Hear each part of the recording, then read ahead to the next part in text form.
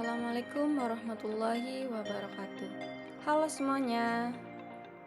Perkenalkan, nama saya Keriah dengan nomor NIM 22862060017. Dan rekan saya yang bernama Samanto dengan nomor NIM 22862060030. Kami mahasiswa dan mahasiswi kelas 2A dari Program Studi Pendidikan Guru Sekolah Dasar, Sekolah Tinggi Keguruan dan Ilmu Pendidikan, NU Indramayu. Di video ini kami akan memperkenalkan salah satu kebudayaan Indonesia, yaitu adat istiadat ngunjung yang ada di Desa Karangendal, Kecamatan Kapetakan, Kabupaten Cirebon. Ngunjung Karangendal adalah tradisi atau adat kebiasaan yang dilakukan masyarakat Desa Karangendal, Kecamatan Kapetakan, Kabupaten Cirebon. Upacara adat itu diselenggarakan dalam rangka mengenang jasa Syekh Maglung Sakti, leluhur masyarakat desa tersebut yang telah menyiarkan agama Islam di tanah Cirebon, khususnya dalam upaya menaklukkan dan mengislamkan Prabu Cakraningrat dari Kerajaan Raja Galuh Majalengka. Dalam upacara ngunjung Karangendal, masyarakat melakukan tahlilan sebagai ungkapan dan rasa syukur atas jasa Syekh Maglung Sakti yang telah gigih mengambil peran melakukan dakwah Islam di wilayah Cirebon. Ngunjung Karangendal biasa diadakan setiap tahunnya pada bulan Oktober bertempat di Desa Karangendal sekitar makam Syekh Maglung Sakti. Acara tersebut dimeriahkan dengan kegiatan pawai adat desa, festival budaya bermartabat, dan festival jajanan rakyat. Pada saat puncak acara ngunjung, pemerintah desa dan perangkatnya kompak mengenakan baju adat khas Cirebon. Pada saat acara ngunjung juga, masyarakat di Desa Karangendal membuat dodol sebagai hidangan dan oleh-oleh untuk para tamu yang datang dari berbagai daerah.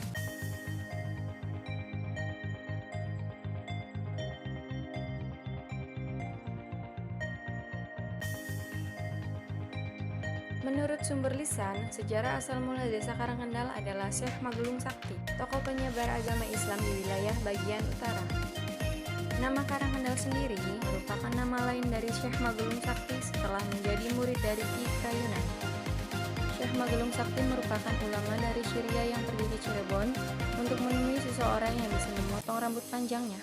Rambut Syekh Maglung Sakti ini konon katanya tidak bisa dipotong dengan pisau cukur apapun. Maka dari itu, beliau berkelana mencari orang sakti yang memotong rambutnya di dalam mimpinya. Mimpinya tersebut, Syekh Maglung Sakti melihat hanya ada satu orang yang bisa memotong rambutnya, yaitu seorang wali yang ada di Cirebon. Sebelum bertemu dengan wali tersebut, Syekh Maglung Sakti pernah bernazar, barang siapa yang bisa memotong rambutnya, maka beliau akan menjadi muridnya. Dan ternyata, wali tersebut adalah Sunan Gunung Jati, maka beliau menjadi murid dari Sunan Gunung Jati. Dari penuturan Kiai Tabi'in, nama Karangendal berasal dari nama lain Syekh Maglung Sakti setelah diangkat menjadi anak oleh Sunan Gunung Jati. Beliau diberi nama yaitu Ki Gede Karangendal, karena telah berhasil membabat daerah pekarangan yang dipenuhi pohon kendal dan menyebarkan agama Islam. Dari situlah kata Karangendal diambil dan dijadikan sebuah pemukiman oleh Syekh Maglung Sakti.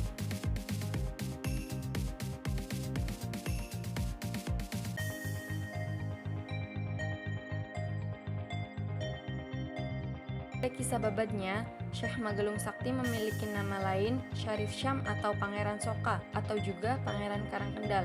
Konon, Syekh Maglung Sakti berasal dari Syriah atau negeri Syam, sehingga kemudian dikenal sebagai Syarif Syam. Ada pendapat lain yang mengatakan bahwa ia berasal dari negeri Yaman. Syarif Syam ini memiliki rambut yang sangat panjang hingga menyentuh ke tanah. Oleh karena itu, ia sering mengikat rambutnya. Biasa disebut digulung. Karena kebiasaan itulah, kemudian ia lebih dijuluki dengan Syekh Magelung atau Syekh dengan rambut yang tergelung. Ia memiliki rambut yang sangat panjang karena rambutnya tidak bisa dipotong dengan apapun. Dan siapapun, bahkan dikisahkan bahwa alat yang memotong rambutnya akan menjadi rusak. Dari sini ia juga dikenal dengan Maglung Sakti atau rambut yang sakti. Kemudian ia berkelana dari satu tempat ke tempat lain untuk mencari orang yang sanggup untuk memotong rambut panjangnya. Jika ia berhasil menemukan, orang tersebut akan diangkat sebagai gurunya, hingga akhirnya ia sampai di tanah Jawa, yaitu di daerah Cirebon.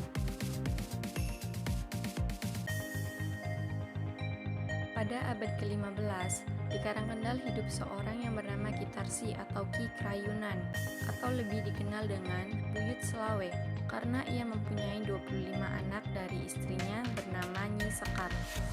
Orang setempat mengatakan bahwa mereka adalah orang tua angkat dari Syarif Syam di Cirebon.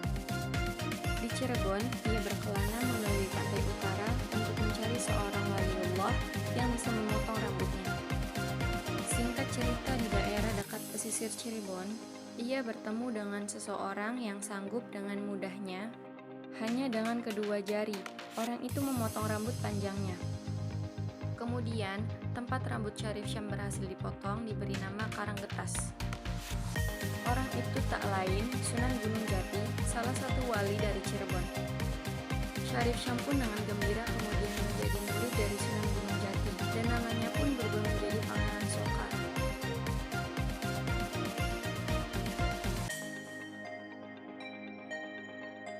Setelah berguru kepada Sunan Gunung Jati, Syarif Syam atau Syekh Magelung Sakti diberi tugas menyebarkan ajaran Islam di wilayah utara.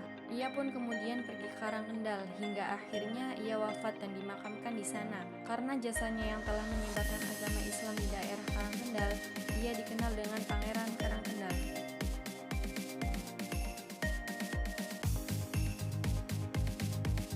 Di situs makam Syekh Magelung Sakti terdapat sumur peninggalan tokoh ulama tersebut, berdasar keramat, Depok, semacam pendopo, Karangkendal, Jerambah, Troya, Pegagan, Dukuh, Depok di Buyut Tarsana, dan pedalaman yang berisi pesekaran, paseban, serta makam Syekh Magelung Sakti sendiri.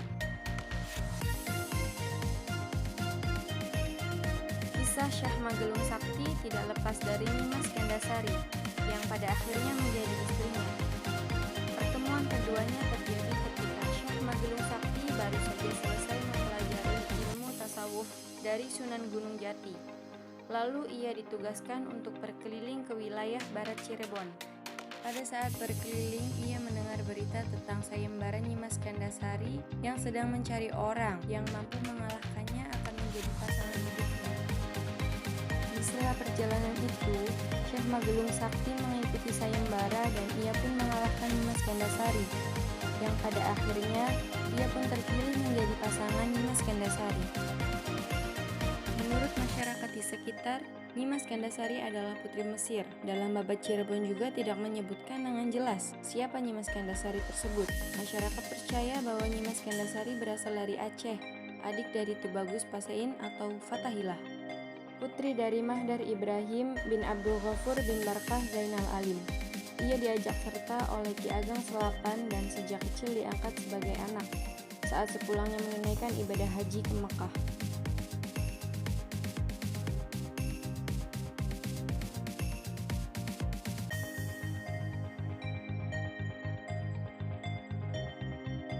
Nah, itu tadi merupakan pengenalan tradisi Ngunjungan Karangkendal yang bisa saya paparkan. Terima kasih dan sampai jumpa.